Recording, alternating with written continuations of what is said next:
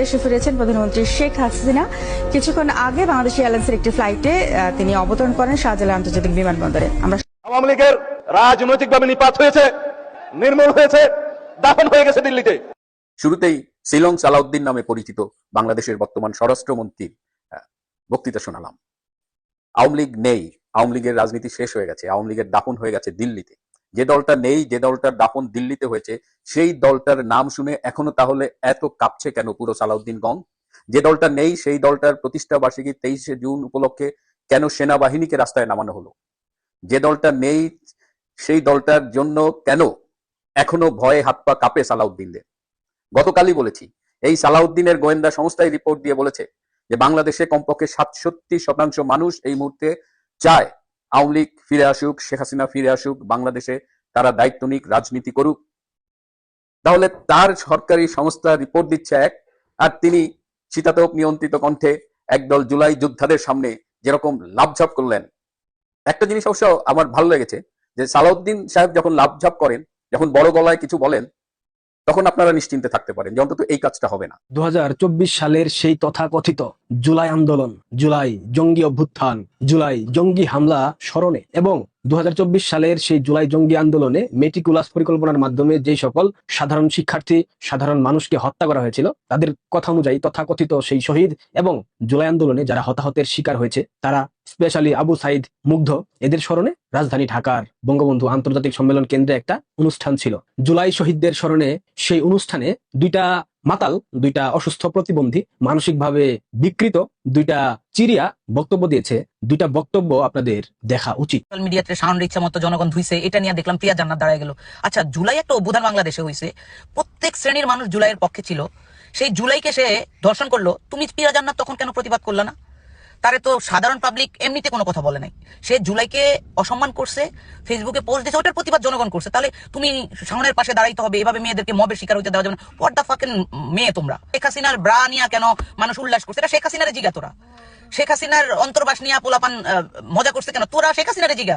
She did this type of shit for our people, যেখানে জনগণ তাকে বাংলাদেশ থেকে বিতাড়িত করতে বাধ্য হয়েছে। আমাদের মহিলা এক নেত্রী জুলাই নাকি একটা ম্যাটিকুলাস ডিজাইন, সে অন রেকর্ডে বলতেছে, তারও দেখলাম পাবলিক ধুইতেছে। এরা টোটালি গত 17 বছর শেখ হাসিনারে চাটছে। সরকার ঠিকই জানে তাদের পায়ের তলায় মাটি নাই, তার ফলে তারা করেছে কি, এই সামরিক বাহিনীর উপরে ভর করে তাদের শাসন পরিচালনা করছে। এই যে সামরিক বাহিনীকে নিয়ে আসলো, এটা তাদের একটা বদনাম। আমার ধারণা যে এই অল্প দিনের মধ্যেই 100 দিন পূরণ হয়েছে, হয় নাই, তার মধ্যে এই সামরিক বাহিনীর সহায়তা নিল। ইন দি প্রসেস তারা হয়তো সামরিক সরকার গঠনের জন্য ওদের উৎসাহ দিচ্ছে। সামরিক বাহিনীরা আগামীতে হয়তো আরো এন্টাইসড হবে যে তাদের যখন তারাই সরকার চালাচ্ছে, সুতরাং why not they should be in the driving seat. আমি সেই প্রতীক্ষায় আছি। দেখছিলেন মূল ভিডিওর অংশ বিশেষ, এবার দেখবেন সম্পূর্ণ ভিডিও। তার আগে ছোট করে একটি অনুরোধ, আপনারা যদি এই ধরনের রাজনৈতিক বিশ্লেষণমূলক ভিডিও দেখতে পছন্দ করে থাকেন, অবশ্যই চ্যানেলটি সাবস্ক্রাইব করে পরবর্তী ভিডিওটি সবার আগে পেতে বেল আইকনটি অল করে দিবেন। চলুন দর্শক, কথা না বাড়িয়ে একটি লাইক দিয়ে একে একে সেই ভিডিওগুলো দেখে আসি। 2024 সালের সেই তথাকথিত জুলাই আন্দোলন, জুলাই জঙ্গি অভ্যুত্থান, জুলাই জঙ্গি হামলা স্মরণে এবং 2024 সালের সেই জুলাই জঙ্গি আন্দোলনে মেটিকুলাস পরিকল্পনার মাধ্যমে যে সকল সাধারণ শিক্ষার্থী, সাধারণ মানুষকে হত্যা করা হয়েছিল, তাদের কথা অনুযায়ী তথাকথিত সেই শহীদ এবং জুলাই আন্দোলনে যারা হতাহতের শিকার হয়েছে, তারা স্পেশালি আবু সাইদ, মুগ্ধ, এদের স্মরণে রাজধানী ঢাকার বঙ্গবন্ধু আন্তর্জাতিক সম্মেলন কেন্দ্রে একটা অনুষ্ঠান ছিল। জুলাই শহীদদের স্মরণে সেই অনুষ্ঠানে দুইটা মাতাল, দুইটা অসুস্থ প্রতিবন্ধী, মানসিকভাবে বিকৃত দুইটা চিরিয়া বক্তব্য দিয়েছে। দুইটা বক্তব্য আপনাদের দেখা উচিত। যদি মাকে জিজ্ঞেস করতে পারতাম আপনার সাথে 17 বছর ধরে যে অন্যায় অবিচার হয়েছে সেটার প্রতিশোধ আমি নেব, তখন আমার মা আমাকে বলতেন সবাইকে নিয়ে ঐক্যবদ্ধভাবে এগিয়ে যেতে হবে, প্রতিহিংসা, প্রতিশোধ এগুলা নেওয়ার কোনো প্রয়োজন তিনি মনে করতেন না, তিনি আমাকে বলতেন না। একইভাবে আমার ভাইয়ের সাথে যা কিছু হয়েছে, তাকে মৃত্যুর দিকে ধাবিত করা হয়েছে ধীরে ধীরে, সেও আমাকে একই কথা বলতো, আমি যাতে প্রতিশোধ না নেই। আমার প্রতিশোধ নেওয়ার সক্ষমতা হয়েছে, সৃষ্টিকর্তা আমাকে সেই সক্ষমতা দিয়েছেন। এই কথা শোনার পর আমার একটা কথা মনে পড়ছে, তারেক রহমানের মা যদি বেঁচে থাকতো, সে প্রতিশোধের কথা শোনার পর তারেক রহমান যদি তাকে বলতো আমি কি প্রতিশোধ নেব কিনা, তার মা বলতো ঠিক আছে বাবা, 21 আগস্ট গ্রেনেড হামলার মতো করে আরো একটা আতশবাজি ফুটিয়ে দাও। ছোট ভাই আরাফাত রহমান কোকো, সে বলতো আমি ভাই লাল পানি নিয়ে ব্যস্ত আছি, আমাকে এইসব বলতে আইসো না, তোমার যা ইচ্ছা তুমি করো, আমি এসবের মধ্যে নাই। খুব হাস্যকর মনে হচ্ছে, হাস্যকর মনে হলেও এটাই সত্য। 2024 সালের 5 আগস্টের সেই তথাকথিত জঙ্গি উত্থানের পর ইউনূস ক্ষমতায় বসলো। ইউনূসের সাথে মিলেমিশে ভাগবাটোয়ারা করে সর্বোচ্চ ক্ষমতা ভোগ করলো জামাত এবং বিএনপি। এরপর ইউনূসের তত্ত্বাবধানে মুচলেকা দিয়ে বাংলাদেশে আসলো সাজাপ্রাপ্ত আসামি তারেক রহমান। আসার পর সব মামলা খালাস। এরপর 2026 সালের 12 ফেব্রুয়ারি সেই তথাকথিত একপাক্ষিক নির্বাচনের মধ্য দিয়ে বাংলাদেশের প্রধানমন্ত্রী হয়ে সে কি করে নাই? সে কথায় কথায় বলে প্রতিহিংসা, প্রতিশোধ এইসব তার মধ্যে নাই। প্রতিহিংসার রাজনীতি সে করে না, প্রতিশোধ পরায়ণতা তার মধ্যে নাই। কিন্তু বাস্তবতা তো ভিন্ন।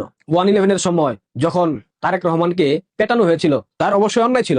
হাওয়া ভবন প্রতিষ্ঠা করা, দুর্নীতি, লুটপাট, চুরি, ছিনতাই, ডাকাতি, একযুগে সিরিজ বোমা হামলা, শায়েখ আব্দুর রহমান, মুফতি হান্নান, বাংলা ভাইদেরকে পৃষ্ঠপোষকতা করা, এইসব কিছুর অপরাধের কারণেই তার উপর নির্যাতন হয়েছিল। এরপর মুচলেকা দিয়ে সে লন্ডনে চলে যায় চিকিৎসার জন্য। তৎকালীন সময়ে সেনাবাহিনীতে যেসব কর্মকর্তা ছিল, স্পেশালি ডিজিএফআই গোয়েন্দা সংস্থার যে প্রধান, সেনাবাহিনীর বিভিন্ন পর্যায়ের কর্মকর্তা, মেজর র্যাঙ্কের যারা ছিল, তাদেরকে কিন্তু গ্রেফতার করা হয়েছে। আন্তর্জাতিক অপরাধ ট্রাইব্যুনালে যেই সব সেনা কর্মকর্তাকে তোলা হয়েছে, তাদের বিরুদ্ধে অভিযোগ খুন, গুম, মানবতা বিরোধী অপরাধ, এইসব কিছু কে করেছে? জনাব তারেক রহমান, আপনি তো করেছেন। আপনি ক্ষমতায় আসার পর কোন প্রতিহিংসা করেন নাই বলেন তো? ক্ষমতায় আসার পর বিরোধী দলকে নিষিদ্ধ করে দিয়েছেন, আইন প্রণয়ন করেছেন সংসদে বসে। বিরোধী দল, বিরোধী মত, আওয়ামী লীগকে রাজনীতি করতে দিচ্ছেন না, নেতাকর্মীদেরকে নির্যাতন নিপীড়ন করছেন। আপনার দলের নেতাকর্মীরা যেইভাবে ছাত্রলীগ, যুবলীগ, স্বেচ্ছাসেবক লীগ, আওয়ামী লীগের উপর অত্যাচার করছে, এইটা তো পৃথিবীর সব অত্যাচারকে ছাড়িয়ে গেছে। শুধুমাত্র জয় বাংলা স্লোগান দেওয়ার অপরাধে আপনার দলের নেতা কর্মীরা মব করছে। ধানমন্ডি 32 মুক্তিযুদ্ধের সূতিকাগার, এইটাকেও ধ্বংস করার পেছনে আপনার দলের স্টাকের ভূমিকা আছে। আপনার দলের নেতাকর্মীরা ধানমন্ডি 32 নম্বরে গিয়ে স্লোগান দেয়, তারেক ভাই কথা দিলাম 32 নাম্বার দখল নিলাম। এইসব দেখার পর কিভাবে, কোন লজ্জায় আপনি বলেন আপনি প্রতিহিংসার রাজনীতি করেন না? অন্যায়ভাবে হাসানুল হক ইনুর মতো একজন রাজনৈতিক নেতাকে কারাদণ্ড দিলেন 10 বছরের। জুলাইয়ের চেতনা যে বাংলাদেশের মানুষ সামনে পেছনে দুদিক দিয়ে ভরে দিয়েছে, সেটাকে আপনি বুঝেন না? মেহরাফরুজ শাওন জুলাই CDI বলে সামাজিক যোগাযোগ মাধ্যম ফেসবুকে স্ট্যাটাস দিয়েছে। এইটা নিয়ে আপনার মসনদ কেঁপে গেছে। আপনি জুলাই সন্ত্রাসীদের অনুষ্ঠানে গেছেন কথা বলার জন্য, বক্তব্য দেওয়ার জন্য। সেইখানেও ছাত্র দলের নেতা শাওনকে নিয়ে আপনাকে বলছে শাওন কি শেখ হাসিনার থেকেও বেশি শক্তিশালী? এরপর শাওন এবং মাহিয়া মাহির বিরুদ্ধে লিখিত অভিযোগ দায়ের করা হয়েছে শাহবাগ থানায়। এটা প্রত্যক্ষ তত্ত্বাবধানে আপনি এবং স্বরাষ্ট্রমন্ত্রী সালাউদ্দিন। আওয়ামী লীগ নাই, হারিয়ে গেছে, দাফন হয়ে গেছে। বাংলাদেশের রাজনীতিতে আওয়ামী লীগ অপ্রাসঙ্গিক, আর কখনো রাজনীতি করতে পারবে না, তাদেরকে বাংলাদেশের মানুষ প্রত্যাখ্যান করেছে, সব মেনে নিলাম। কিন্তু এরপরেও সকাল, সন্ধ্যা, রাত 3 বেলা নিয়ম করে তসবি তেলাওয়াতের মতো আওয়ামী লীগের নাম আপনারা জপেন। আপনার স্বরাষ্ট্রমন্ত্রী শিলং সালাউদ্দিন জপে। দেখেন শিলং সালাউদ্দিন কি বলে। আওয়ামী লীগের রাজনৈতিক পতন হয়েছে, আওয়ামী লীগের রাজনৈতিকভাবে নিপাত হয়েছে, নির্মূল হয়েছে, দাফন হয়ে গেছে দিল্লিতে। সেই আওয়ামী লীগ বাংলাদেশে আর কোনোদিন রাজনীতি করতে পারবে না। শিলং সালাউদ্দিন সাহেব, আওয়ামী লীগ তো শেষ হয়ে গেছে, তাদের কথা বাদ দেন। তাদের নাম মুখে না নিয়ে আপনাদের রাজনীতি করেন না, দেশ পরিচালনা করেন না, রাষ্ট্রের আইন শৃঙ্খলা এখন অবধি স্বাভাবিক করতে পারেন নাই। এটা তো আপনাদের ব্যর্থতা, স্বীকার করেন। জুলাই আগস্টের সেই ষড়যন্ত্রের সময় কারা কারা ছিল কুশীলব, সব ধীরে ধীরে বের হয়ে আসছে। ক্রেডিট নেওয়ার জন্য শিলং সালাউদ্দিনও বলছে, তৎকালীন সময়ে আমরা নির্বাচনে ছিলাম, আমি এবং তারেক রহমান। শিলং সালাউদ্দিন কদিন পূর্বেও বলল তাকে গুম করে রাখা হয়েছিল শিলংয়ে। এখন সে বলছে সে এবং তারেক রহমান নির্বাচনে ছিল। নির্বাচনে থেকে জুলাই আন্দোলনকে তারা নেতৃত্ব দিয়েছে, তারা সমন্বয়কদেরকে সামনে রেখে অরাজনৈতিক ভাবে এই আন্দোলন বেগবান করেছে। এখন তো ধীরে ধীরে সবকিছু জাতির সামনে খুলাসা হচ্ছে। এই যে 2টা মাতালের কথা বললাম, এই 2টা হচ্ছে আপাদমস্তক মাতাল। একজন সকাল, সন্ধ্যা, রাত 3 বেলা আওয়ামী লীগকে স্বপ্নে দেখে ভাবে কখন না জানি চলে আসে। আরেকজন প্রতিহিংসা রাজনীতি করি না, প্রতিহিংসা আমার মধ্যে নাই, আমি দেশটাকে ঠিকঠাক ভাবে পরিচালনা করার জন্য বাংলাদেশের মসনদে বসেছি, মুচলেকা দিয়ে বসেই মার্কিন বাণিজ্য চুক্তি বাস্তবায়ন করছি, চীন মার্কিন দ্বন্দ্বের মধ্যে জড়িয়ে যাচ্ছি, দেশটাকে একটা যুদ্ধ পরিস্থিতির মধ্যে ফেলে দিচ্ছি, দেশের ভূমিকে যাতে পরাশক্তিরা যুদ্ধের ময়দান হিসেবে ব্যবহার করতে পারে সেই বন্দোবস্ত আমি করে দিচ্ছি। এই 2টা অসুস্থ রোগীকে, এই 2টা মাতালকে কোনো রিহ্যাব সেন্টারে ভর্তি করা যায় না? বাংলাদেশে ভালো রিহ্যাব সেন্টার কোথায় আছে আমার এই ভিডিওতে কমেন্ট করে জানাবেন। তাদেরকে তো অদূর ভবিষ্যতে রিহ্যাব সেন্টারে ভর্তি করতে হবে, কারণ 2টাই অসুস্থ। এরা কি বলে কি করে কিছুই জানে না, কিছুই বুঝে না। যখন যেটা মুখে আসে বলে দেয়, কিন্তু এটার ফিডব্যাক কি আসতে পারে, এটার প্রভাব কি আসতে পারে, এটা কখনোই ভাবে না। এটা সেই বাংলাদেশ যেই বাংলাদেশে ফুটপাতে নারীকে ধর্ষণ করা হয়, সেটা আবার সিসি ক্যামেরার ফুটেজে চলে আসে। এটাই নতুন বাংলাদেশ, এটাই বৈষম্যহীন বাংলাদেশ, এটাকেই বলে তারেক রহমান, জামাত এবং ইউনূসের নয়া বন্দোবস্ত। শিলং সালাউদ্দিন আওয়ামী লীগের বিচার করবেন, করেন না? কি বিচার করবেন? আর কি বাকি রেখেছেন আপনারা? করেন বিচার। বাংলাদেশের মানুষও দেখবে, বাংলাদেশের সাধারণ মানুষ সিদ্ধান্ত নেবে, আন্তর্জাতিক বিশ্ব দেখবে জনসমর্থন কাদের পক্ষে। ক্ষমতায় বসার 4 মাসের মাথায় আপনাদের সবকিছু শেষ হয়ে গেছে। এটা যদি এখনো না বুঝেন তাহলে আপনাদেরকে আর বোঝানো সম্ভব না। প্রিয় দর্শক, এই ভিডিওটা সবাই শেয়ার করবেন এবং 2টা ভালো রিহেব সেন্টারের নাম আপনারা এখানে বলে যাবেন, যাতে ভবিষ্যতে এই 2টা মাতালকে রিহেব সেন্টারে, এই নেশাগ্রস্ত 2টা মানসিক বিকারগ্রস্ত ব্যক্তিকে যাতে রিহেব সেন্টারে ভর্তি করা যায়। সবাই ভালো থাকবেন। কোনো হুমকি ধামকি না, কোনো অপমান অপদস্থ না। আওয়ামী এটাই লীগের বাস্তব। রাজনৈতিকভাবে নিপাত হয়েছে, নির্মূল হয়েছে, দাফন হয়ে গেছে দিল্লিতে। শুরুতেই শিলং সালাউদ্দিন নামে পরিচিত বাংলাদেশের বর্তমান স্বরাষ্ট্রমন্ত্রীর বক্তৃতা শোনালাম। আওয়ামী লীগ নেই, আওয়ামী লীগের রাজনীতি শেষ হয়ে গেছে, আওয়ামী লীগের দাফন হয়ে গেছে দিল্লিতে। যে দলটা নেই, যে দলটার দাফন দিল্লিতে হয়েছে, সেই দলটার নাম শুনে এখনো তাহলে এত কাঁপছে কেন পুরো সালাউদ্দিন গং? যে দলটা নেই, সেই দলটার প্রতিষ্ঠা বার্ষিকী 23শে জুন উপলক্ষে কেন সেনাবাহিনীকে রাস্তায় নামানো হলো? যে দলটা নেই, সেই দলটার জন্য কেন এখনো ভয়ে হাত পা কাঁপে সালাউদ্দিনদের? গতকালই বলেছি, এই সালাউদ্দিনের গোয়েন্দা সংস্থায় রিপোর্ট দিয়ে বলেছে যে বাংলাদেশে কমপক্ষে 67% মানুষ এই মুহূর্তে চায় আওয়ামী লীগ ফিরে আসুক, শেখ হাসিনা ফিরে আসুক, বাংলাদেশে তারা দায়িত্ব নিক, রাজনীতি করুক। তাহলে তার সরকারি সংস্থা রিপোর্ট দিচ্ছে এক, আর তিনি শীতাতপ নিয়ন্ত্রিত কণ্ঠে একদল জুলাই যোদ্ধাদের সামনে যেরকম লাভঝাপ করলেন। একটা জিনিস অবশ্য আমার ভালো লেগেছে, যে সালাউদ্দিন সাহেব যখন লাভঝাপ করেন, যখন বড় গলায় কিছু বলেন, তখন আপনারা নিশ্চিন্তে থাকতে পারেন যে অন্তত এই কাজটা হবে না। কেন আমি এই কথা বলছি? এই যে কদিন আগে জাতীয় সংসদে দাঁড়িয়ে তিনি ইসলামী ব্যাংক নিয়ে কত বড় বড় কথা বললেন। জামাত ইসলামী 11,000 কোটি টাকা এই বিভিন্ন ফান্ড থেকে নিয়ে তারা নির্বাচনে খরচ করেছে। প্রত্যেকটা ঘটনার নাকি তদন্ত হবে। কি তদন্ত আমরা দেখলাম? যে যাকে চেয়ারম্যান হিসাবে ইসলামী ব্যাংকে বসিয়েছিল তাকে পত্রপাঠ বিদায় করে দেওয়া হলো। ইসলামী ব্যাংক যেভাবে আছে, ইসলামী ব্যাংকের উপরে জামাতের যেভাবে নিয়ন্ত্রণ আছে, সবকিছু রয়েছে, কোনো কিছু করতে তিনি পারেননি। খারাপ ভাষায় বলতে গেলে যে হিন্দিতে চুল তিনি ছিঁড়তে পারেন নাই। তো তিনি আজকে যখন লাফাচ্ছেন আওয়ামী লীগের হয়ে, এই শিলং সালাউদ্দিন দীর্ঘদিন শিলংয়ে ছিলেন এবং তার শেকড়টা কোথায় এটা সবাই জানে। তাহলে এত ভয় পাওয়ার কি আছে? আওয়ামী লীগ নাই নাই, ব্যাস আপনারা আপনাদের কাজ করেন। আপনাদের কাজ তো হয় না। আজকে দেখলাম যে টাকা ছাপায় ব্যাংক থেকে লোন নিচ্ছে। ব্যাংক থেকে যে লোন নেবে, ব্যাংকেরই টাকা টানাটানি, সেটা টাকা ছাপাও। এতদিন বলছে যে ইউনূসের বাজেট, এই বাজেট, সেই বাজেট, তো এখন তো 3-4 মাস হয়ে গেল ক্ষমতায়, তাহলে এই দুরবস্থা কেন? তবে আজকে আরো কিছু ভালো হয়েছে, ছাত্র দলের সভাপতি, তার কাছে কৃতজ্ঞতা জানাই যে একেবারে স্বীকার করেছে যে সন্ত্রাসের কি পর্যায়ে ছাত্র দল বা তার দল, তাদের দল জড়িত ছিল। এটাও একটু আমরা শুনে রাখি।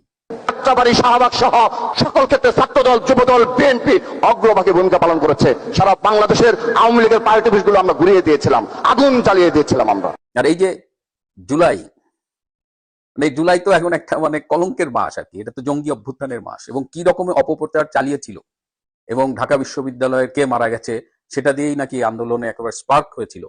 এখন তো দেখা যাচ্ছে যে কবরের আযাব সহ্য করতে না পেরে এইসব জুলাই যোদ্ধারা সবাই ফিরে আসছে।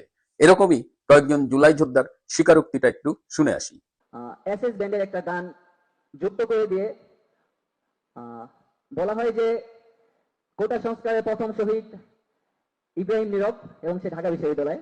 আমি ঢাকা বিশ্ববিদ্যালয়ে পরবর্তীতে আমি একটা ভিডিও আপলোড দিই যে আমি ঢাকা বিশ্ববিদ্যালয়ের স্টুডেন্ট না এবং আমি মারা যাইনি, কিন্তু আন্দোলনের টার্নিং পয়েন্ট ওইটাই ছিল। আসসালামু আলাইকুম, আমি রাফিল ইসলাম রাফি।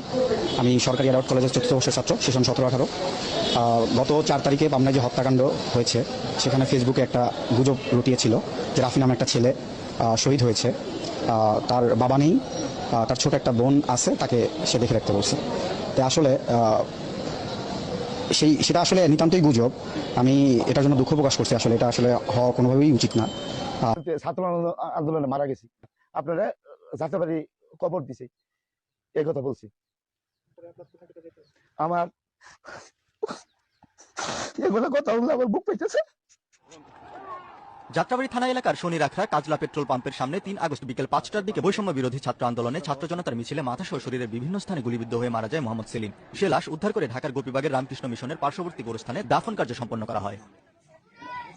সেই সেলিমের দেখা মিলে ময়মনসিংহে। মোহাম্মদ সেলিম ময়মনসিংহের ফুলবাড়িয়া উপজেলার ধামর গ্রামের মৃত আব্দুল হাকিমের ছেলে, পেশায় মুদির দোকান ব্যবসায়ী।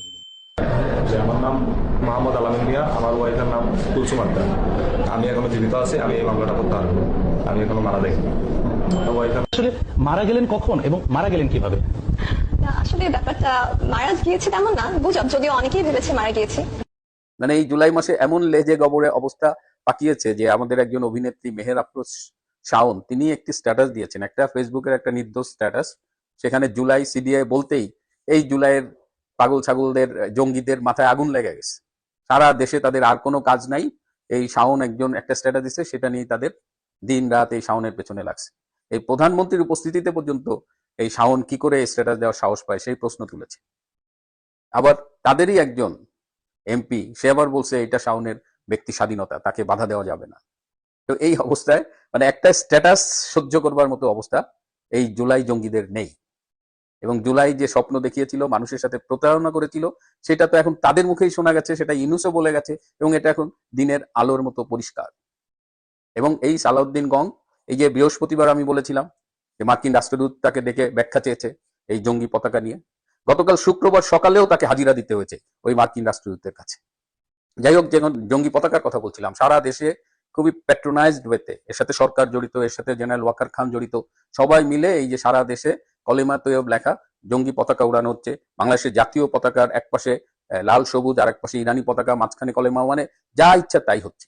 এবং সরকার পুলিশ কেউ এগুলো সহজে বাধা দিচ্ছে না। দু একটা জায়গায় বিচ্ছিন্নভাবে আমরা শুনছি যে পুলিশ গ্রেপ্তার করছে, সেটাও ওই বিদেশি চাপে, বিশেষ করে আমেরিকা এই বিষয়টা নিয়ে চাপ দিচ্ছে সরকারের উপরে।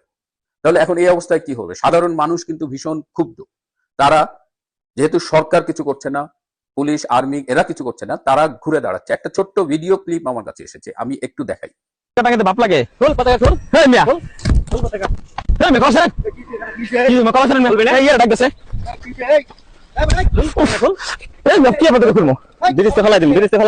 কি করেন মিয়া?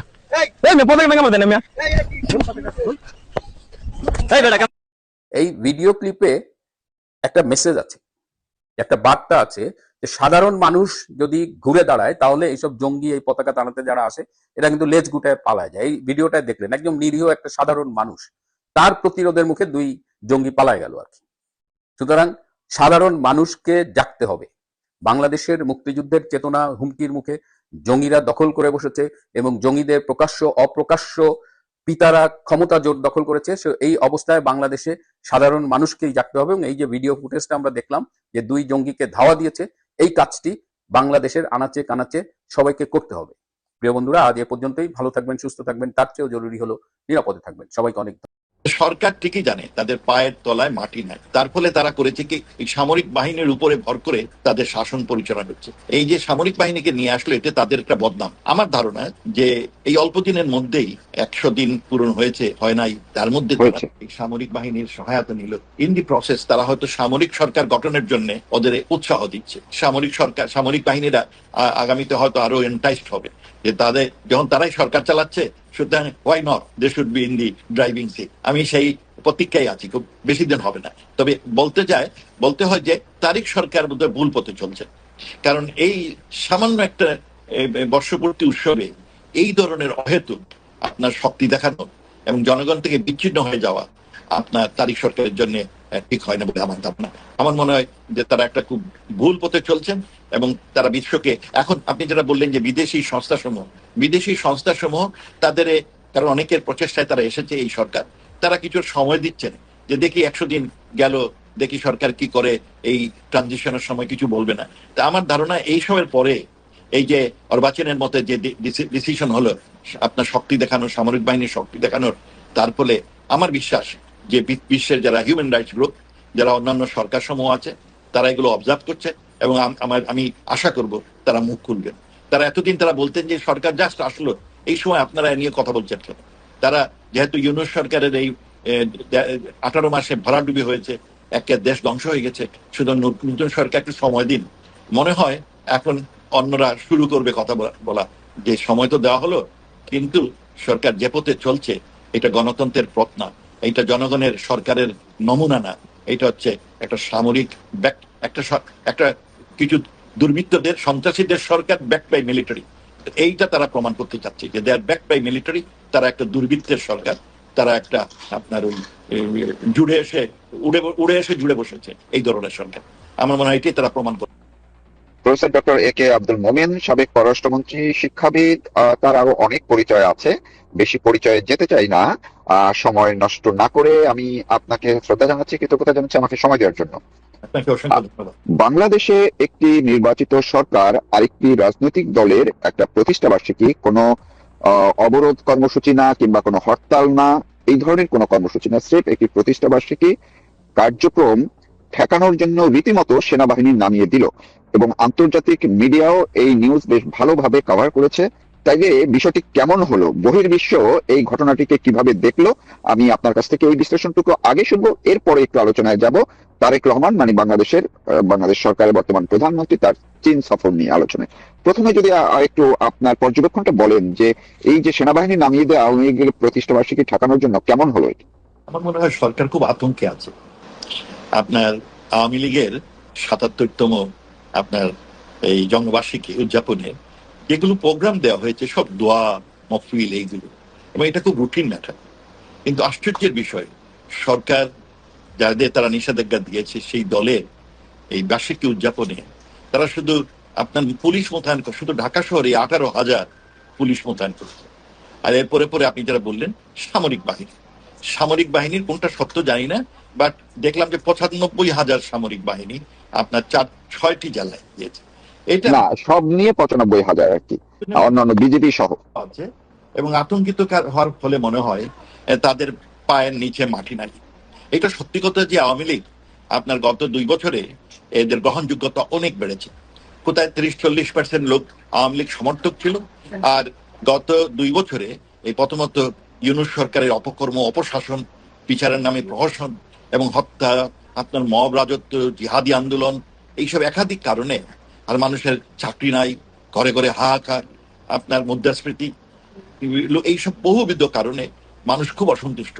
এবং তার ফলে আপনার আওয়ামী লীগের গ্রহণযোগ্যতা এই প্রথম আলো এবং ডেইলি স্টার বলেছিল যে 69%, আমার মনে হয় তার থেকেও বেশি।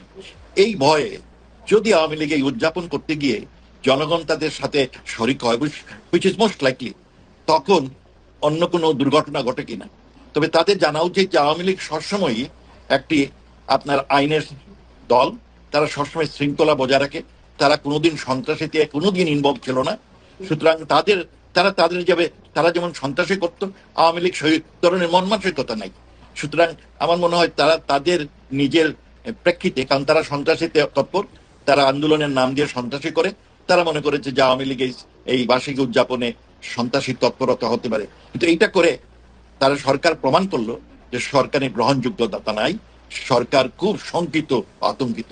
আর এইভাবেই আমি মনে করি যে আওয়ামী লীগের এই বর্ষ ৭৭তম বর্ষবার্ষিকী আপনার সাকসেসফুল হয়ে গেছে। গভর্নমেন্ট যে এইরকম আতঙ্কিত হয়েছে, তার ফলে আওয়ামী লীগের এই বর্ষপূর্তি অনুষ্ঠানটা আপনার সাকসেসফুল হয়েছে, অত্যন্ত সাফল্যমণ্ডিত হয়েছে বলে আমি।